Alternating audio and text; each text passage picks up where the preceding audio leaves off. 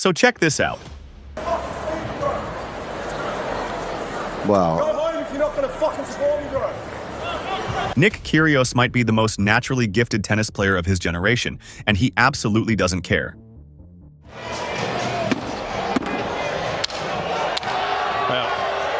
Look, few athletes have divided opinion quite like this guy.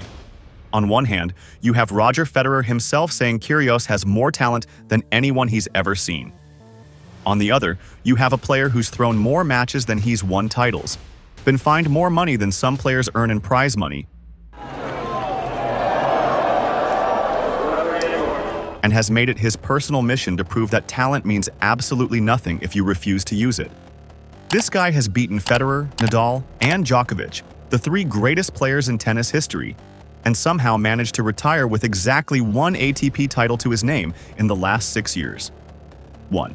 And, well, I think the tennis world still hasn't figured out whether he's a genius who was too smart for the sport, or just the biggest waste of potential they've ever seen. In a world where Djokovic trains like a machine and Nadal treats every point like a war, Kyrgios showed up to Wimbledon admitting he'd rather be at the pub, nearly made the final anyway, and then told everyone the sport was boring.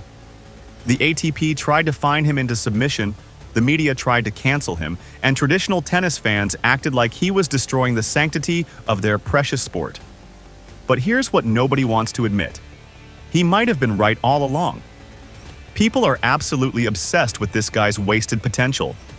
When scrolling through any tennis forum or comment section, you can't go through a single post without seeing someone arguing about whether Kyrgios could have been a multiple Grand Slam champion or just an entertaining sideshow. And that was before he made that miracle run to the Wimbledon final in 2022 and then basically disappeared from the sport entirely. Just watch how this guy was playing when he was 19, 20, 21 years old. This isn't just a classic case of a talented young player making his way up the rankings. It was ridiculous. One of those once-in-a-generation talents where there's no other way to explain it but to say, it was God-given ability. Born in Canberra, Australia to a Greek father and Malaysian mother, Kyrgios wasn't even fully committed to tennis as a kid. He was a basketball fanatic who only really took tennis seriously in his early teens. Yesterday against the Turi Jury, I played a match. And that's the thing that makes his story even more insane. He didn't have the grinding academy background like most pros. The guy just picked up a racket, realized he was better than almost everyone, and decided to see how far natural talent could take him. Spoiler alert, pretty damn far. At 19, Kyrgios won the Australian Open Junior title and then immediately proved he belonged with the big boys. That same year, 2014, ranked 144 in the world, this kid walked onto center, court at Wimbledon, and absolutely destroyed Rafael Nadal. Not just beat him, demolished him in straight sets on grass, Nadal's second-best surface. The tennis world collectively lost its mind. And Kyrgios? He celebrated like he'd just won a casual weekend tournament. No emotion, no tears, just, yeah, that's what I do. Over the next few years, Kyrgios didn't just beat top players occasionally. He made a habit of it. He beat Federer, he beat Djokovic multiple times, he beat everyone in the top 10 at some point. His record against top 10 players is genuinely elite. Better than most players who've won multiple Grand Slams, and the way he did it was what made him special. The guy had a serve that was genuinely unplayable when he was locked in. We're talking 140+ miles per hour rockets that could land anywhere in the service box. He could hit tweeners, no-look shots, drop shots from the baseline, and make it all look like he was playing a practice session at his local club. John McEnroe said Kyrgios reminded him of himself, but with even more talent. Roger Federer admitted he was scared to play him because you never knew which version would show up. But here's the problem. Along with all that talent came the most self-destructive attitude tennis has ever seen. Kyrgios didn't just have occasional outbursts like most players, he made it his brand. Tank matches when he was losing? Check smash rackets into dust? Weekly occurrence.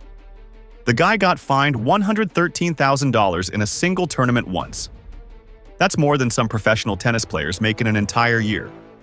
Let's talk about some of the incidents that made Nick Kyrgios a household name.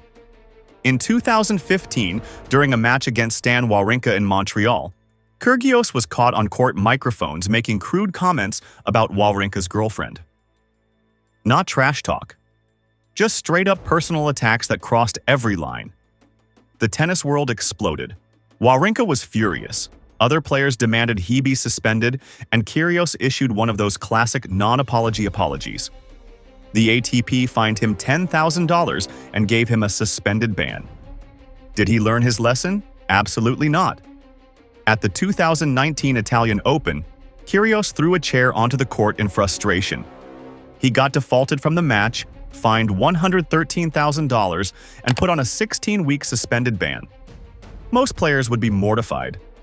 Kyrgios went on Instagram and posted memes about it.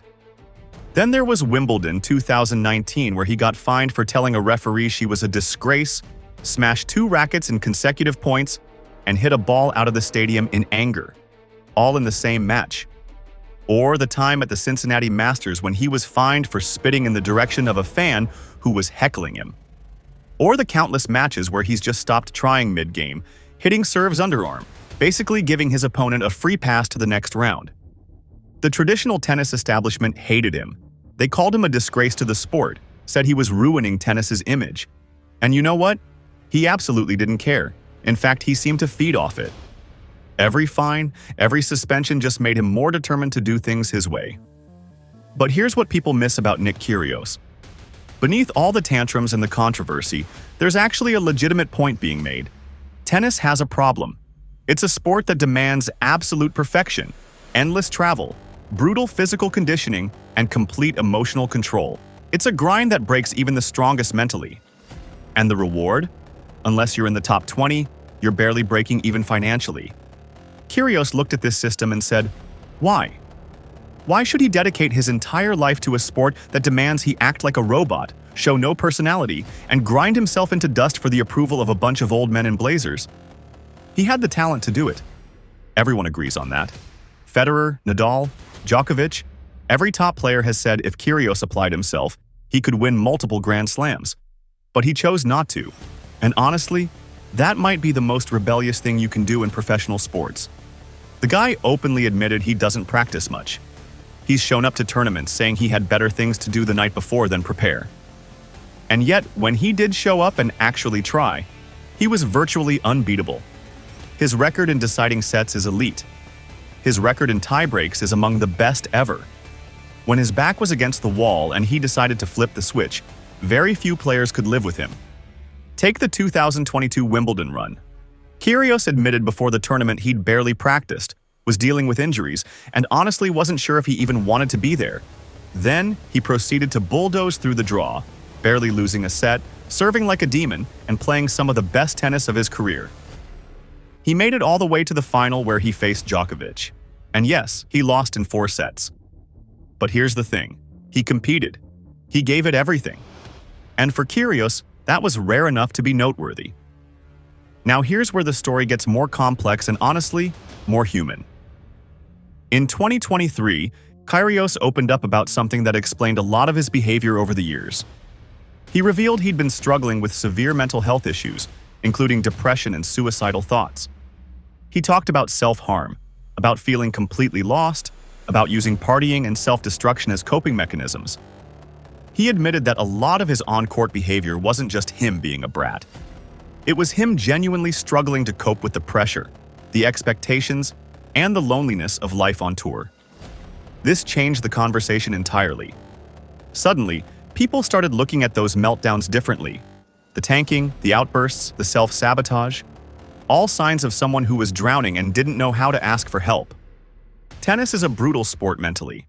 You're alone out there, no teammates to pick you up. Every loss is personal. Every mistake is magnified. And unlike team sports where you can have an off day and your teammates cover for you, in tennis, an off day means you lose. Publicly, embarrassingly. Kyrgios wasn't equipped to handle that. Not because he was weak, but because he was honest about it. Most players hide their struggles and grind through it until they break down in private. Kyrgios broke down in public, and the tennis world punished him for it instead of helping him. The thing about Kyrgios is, he's never been the villain everyone wanted him to be. Him and Thanasi Kokkinakis, are best mates who've won doubles titles together. The 2022 Australian Open doubles title run, where they were dubbed the Special Ks, was pure entertainment. Underarm serves, tweeners, trash talk, and somehow elite-level tennis all mixed together. But the weirdest friendship? Nick Kyrgios and Novak Djokovic. They had real beef early on. Kyrgios called Djokovic cringeworthy and said he didn't respect him off the court. Djokovic fired back saying Kyrgios was wasting his talent. Then something shifted. During COVID, when the tennis world was turning on Djokovic for his vaccination stance, Kyrgios was one of the few players who publicly defended him. They started texting, became friends, and now they're genuinely close. That's the thing about Kyrgios. He's loyal. He's got a group of people he trusts, and he'd go to war for them. The rest of the tennis establishment can hate him all they want. While everyone was focused on his tennis meltdowns, Kyrgios was quietly building a business empire. The guy launched his own line of basketball shoes with Nike. He invested in the Southeast Melbourne Phoenix basketball team. He started a foundation to help underprivileged kids in Canberra get access to sports programs. He's got endorsement deals with major brands who see what the ATP doesn't. He's marketable as hell. Kyrgios understood something the traditional tennis world refuses to accept. Personality sells, entertainment sells. Nobody wants to watch robots hit balls back and forth for 3 hours with no emotion. They want drama, they want passion, they want something real. Even people who hated tennis would tune in to watch Kyrgios play because you never knew what would happen. The unpredictability made him box office, and brands get that. Tennis purists might clutch their pearls, but Nike, Beats, and other major companies lined up to work with him because he connected with younger audiences in a way that traditional tennis stars never could. He was authentic, he was flawed, he was human. Then came the injuries. After that Wimbledon final in 2022, Kyrgios' body started breaking down. Knee problems, wrist issues. He underwent surgery in 2023 and basically disappeared from the tour. For a player who already struggled with motivation, being unable to play was devastating. And here's where it gets sad. Kyrgios, at his peak, could have been competing for Grand Slams. He proved that at Wimbledon 2022. But by the time he was mentally ready to give it everything, his body gave up on him. The years of not taking care of himself, not training properly, all caught up to him at once. As of 2024, he's made sporadic appearances, dropped hints about retirement, and seems genuinely unsure if he wants to keep playing. He's 29 years old. The window is closing on a career that will forever be defined by what if. So what do we make of Nick Kyrgios? Is he a cautionary tale about wasted potential?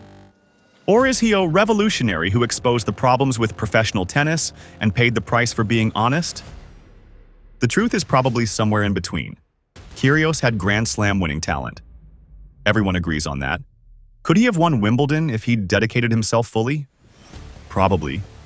Could he have been a consistent top 5 player? Absolutely. Would he have been happier if he'd done all that? That's the real question nobody can answer. Tennis wanted Kyrgios to be someone he wasn't. They wanted him to be grateful for the opportunity, to respect the traditions, to play by their rules. But Kyrgios looked at those rules and asked, why? And honestly, he never got a good answer. Why should he dedicate his life to a sport that fines him for showing emotion but celebrates robots? Why should he grind himself into dust for the approval of people who'll never appreciate him anyway? The establishment called him immature, unprofessional, a waste of talent. But maybe, just maybe, he was the most mature one in the room. He looked at the cost of success in tennis and decided it wasn't worth the price.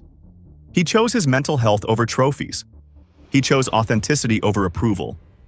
He chose to live life on his terms, even if it meant never reaching his full potential on court. And you know what? There's something admirable about that.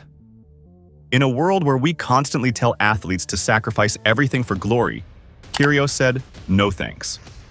He played tennis when he felt like it, the way he wanted to, and made millions doing it. He entertained millions more. He changed the conversation about mental health in sports. And he did it all while refusing to apologize for being himself. The legacy of Nick Kyrgios will be debated for generations. Tennis fans will argue forever about whether he was a genius or a disappointment. But here's what's undeniable. He made tennis interesting. He brought eyeballs to the sport. He got young people interested who would never have watched otherwise. And he exposed the ugly truth that tennis doesn't actually want personalities. It wants champions who don't complain, don't question, and don't make anyone uncomfortable. Kyrgios made everyone uncomfortable, the ATP, the sponsors, the other players, the fans. And in doing so, he held up a mirror to the sport and forced everyone to look at what they'd become. A stale, elitist sport that's more concerned with tradition than evolution. Whether he plays another match or not, Nick Kyrgios already won. He played the game his way, made his money, and got out before it destroyed him completely. He beat Federer, Nadal, and Djokovic. He made a Wimbledon final. He won titles, made millions, and never once pretended to be someone he wasn't. And honestly, that's a better legacy than most players will ever have. He might not have the trophy case, but he's got something more valuable. He never sold his soul for the game. And in professional sports, that's rarer than any Grand Slam title. The tennis world wanted Nick Kyrgios to be their next champion. Instead, he became their most important cautionary tale. Not about wasted talent, but about what happens when you refuse to sacrifice who you are for what they want you to become.